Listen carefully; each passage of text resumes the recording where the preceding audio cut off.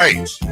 Live and local for a reason we are. And it's always good when, local things are happening. That's why, if this was a national show station, you'd be reading about this stuff or seeing it on Twitter. But the story with Sac State has been a blast to watch. Now, Jason, again, full disclosure, you're the longtime, I don't know what we're disclosing, but you're the longtime. It's not a secret. No, you're a longtime voice of Sac State football, and they're making moves. Yes. And when this whole thing started, I know Josh Wood really well from the KJ Think Big, King's Days, all that stuff. Our next guest, his brother. So the apple tree, whatever that saying is. I mean, you're talking about ambition, determination, not listening to naysayers, throwing your cap over the wall. And we are honored to bring in the president of Sacramento State, the one, the only, Dr. Luke Wood. Luke, it's Dave. It's Jason. Good morning. Good morning. Thanks for having me. Let's get this out of the way at the beginning, because I've been kind of stressing out about this. So I introduced you, but then is it Doc? Is it Luke? Is it Dr. Wood, Mr. President? There's like 8 ways we can go here. I just want to get it right. So, it is. I do have a PhD. I am the president of Sacramento State, but I prefer just to go by Luke. That's the name that my parents gave me. Okay. Nice. All right. Just want to be respectful. As you know, I am a huge fan of your brother. I'm a huge fan of what I believe is likely a family ethos. And as a native Sacramentan, as somebody who adores this city and wants it to grow, I can appreciate, Luke, the old adage, throwing your cap over the wall, you're committed, and really, I wouldn't say biting off more than you can chew. I hope not, but taking that bite. And it seems like you guys have taken a nice big bite out of the apple in the last couple weeks. Yeah. I mean, we're serious about elevating Sacramento State. And one of the best ways that you can elevate an institution, a university, is through athletics. And we're fortunate that we've had some great teams. We've got Mark Orr, he's our athletic director. And, we've got 21 sports, and 7 of them won conference championships last year. Another 3 played in the conference championship and didn't win. So if you think about that kind of record, and then if you look at what happened with Sacramento State football over the last 4 years, it's been to the playoffs, all 4 years. 3 of those 4 years won the conference championship. And I honestly think, despite the loss that we just had on the road for a number of different reasons, I think that we're going to have a great playoff run this year too.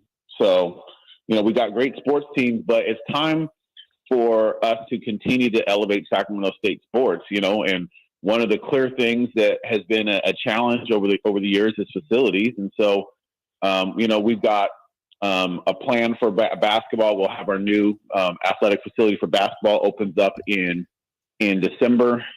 That's phase 1. We're going to make that 2 phases. And so that was something that I did, within the first couple months of coming into Sacramento State.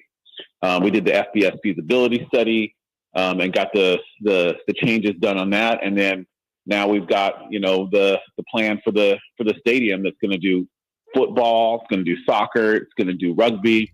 And then, of course, you probably heard yesterday that Sac-12 raised an incredible sum of money in less than 24 hours for name, image, and likeness, which is critical to being competitive at any level.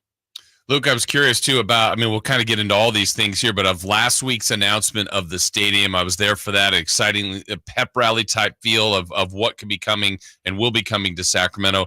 But when you make that announcement, sometimes more things come up. You guys already have your plans on who's going to help with this and how you're going to get it done. But I'm curious, like when you get it announced, how many more people all of a sudden said, hey, I want to help. I want to support Sacramento State. Oh, it's an avalanche of support. Major companies in the area asking if they can, help with namings, donors who are wanting to contribute, tenants who want to be part of being able to, have their teams play there. It's actually been incredible.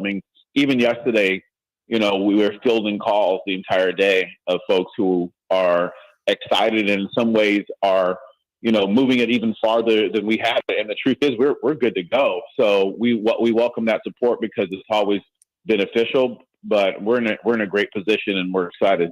Dr. Luke Wood joining us, Sac State president. And in talking about this, I want to say, and Jason, I've said this both on the show and to you privately, I really appreciate how you, Josh, our old friend Ben Sisenko back east, everybody working on this has rolled this thing out. I think it's honestly genius from a PR standpoint and from a communication standpoint. I think a lot of people understandably assume, hey, they had this idea about a month ago when we heard about it. And then, they got the funding a couple weeks ago and announced the stadium and now the NIL. But we all know, or you and I know, and I think a few others, this isn't something that has happened in the last few days or few weeks. I'm imagining this thing's been cooking for a little bit. And as much as you're comfortable, just maybe go into the details of, when the eureka moment was, if there was one, and just all the work that's gone into getting to these announcements you guys have been putting out. Yeah, it's been about 14 months of work and honestly, there were some important things that President Nelson did about 2 years ago that also were very helpful in terms of providing a foundation for it. But I kind of like saying that he did the horizontal development and we're doing the vertical, and that's kind of what's happened. But it's been about 14 months, from the FBS study, from the adjustment of resources that we've done, from the moving forward with a concept. It's been some time. How much? So what people see is just this last part, right? But they don't understand the grind it takes to get to this moment. That's right. Yeah, excuse me. How much does this parallel what you were able to do at San Diego State with Snapdragon? Are there similarities here with the two locations? Well, actually, I do think there's a lot of similarities in terms of one of the things that I got to really just see as part of that being on cabinet when that was happening at San Diego State is how the campus organized the community around it. When you're talking about that, you're talking about your boosters, you're talking about your alumni, you're talking about your student community, you're talking about your local electeds. It's a substantial amount of work, but I got to see that up close. And so in many ways, that's what we're doing. We're taking, I would say, two different playbooks. We're taking the playbook from San Diego State in terms of what they did with Snapdragon.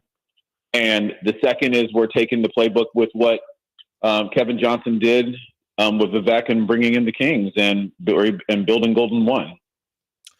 We're elevating things. Yep. Dr. Wood, as we begin to wrap up here, I want to take a step to the side here because I think stories are magnificent and I think they help make things happen. And I hope I'm not overstepping or making you uncomfortable. But when the process of doing the show, when we have guests on, especially ones that we haven't spoken to a ton, there's a bit of research. And I'm on your bio page, and just amongst other things, including being a PhD, you've authored over 170 publications, 16 books. I could literally probably take the rest of the show and name off the things that you've done, but it's the personal life that caught me. It says that J. Luke Wood is a former ward of the court and foster child. He and his twin brother, Joshua, were adopted and raised in a foster home. Member of Alpha Phi Alpha, amateur boxer in the Masters Cruiserweight division. That's a movie. I mean, that is an absolute movie for you to have gone through what you went through. And again, I'm a huge fan of your brothers.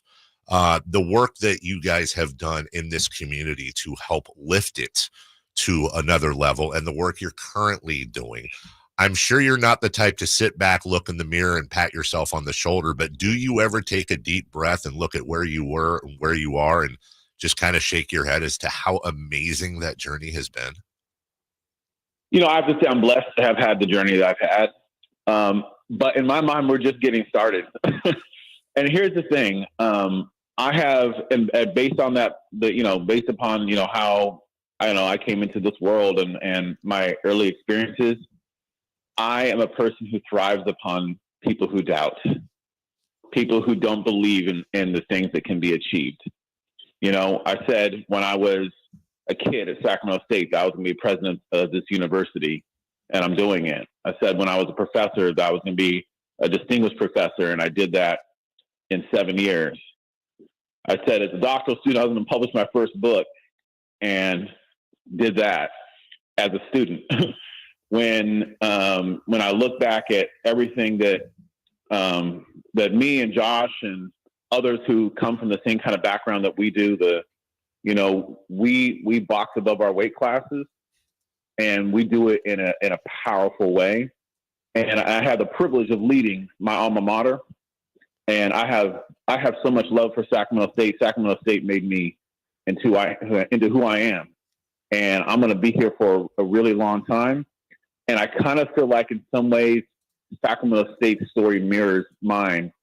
It's an institution that serves many low-income, first-generation students whose parents didn't go to college, and they're trying to create a better life for themselves and for their families, and it's a scrappy institution. And we show that in academics. We show that in athletics.